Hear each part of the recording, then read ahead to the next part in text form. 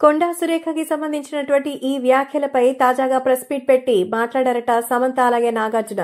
So Samantha అయితే ఇప్పుడు తాజాగా తన మీద వచ్చినటువంటి వ్యాఖ్యల్ని పూర్తిగా నిరాధారమైనటువంటి ఆరోపణలుగా అయితే చెప్తున్నారు. ఆ వ్యాఖ్యలని తిరిగి వాపస్ తీసుకోవాలనంటూ ఆమె చెప్తోంది. సో ప్రస్తుతం సమంతకి సంబంధించి సురేఖ కూడా అయితే తన వ్యాఖ్యల్ని వాపస్ తీసుకుంటానంటూ చెప్పింది. కానీ దాంతో అది సరిపోతుందా?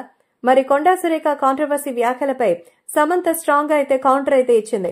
సో మాజీ మంత్రి కేటీఆర్ ని ఉద్దేశిస్తూ అక్కినేని ఫ్యామిలీతో ముడిపెడుతూ కొండా సురేఖ సమంత విడాకుల గురించి మాట్లాడిన విషయం తెలిసిందే. కొండా సురేఖ చేసిన వ్యాఖ్యలని నాగార్జున తీవ్రంగా ఖండిస్తూ అబద్దాలని కొట్టిపారేశారు. తాజాగా సమంత కూడా ఇన్స్టా వేదికగా అయితే మంత్రికి సమాధానమిచ్చింది.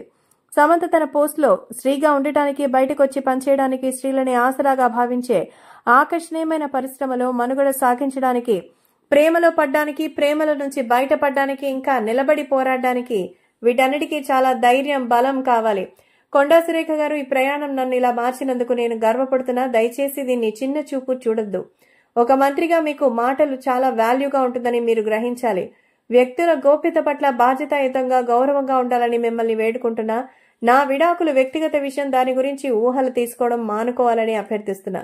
విషయాల్ని ప్రైవేట్ గా ఉంచాలనే మా ఎంపిక తప్పుగా సూచించడాన్ని ఆహ్వానించును. నా విడాకులు పరస్పర అంగీకారం మరియు సామరస్యపూర్వకంగానే జరిగింది. ఎలాంటి రాజకీయ కుట్ర లేదు. దయచేసి నా పేరుని రాజకీయ పోరాటాలకి దూరంగా ఉంచండి. నేను రాజకీయాలకు అతీతంగా ఉంటాను, అలాగే కొనసాగాలి అనుకుంటున్నాను.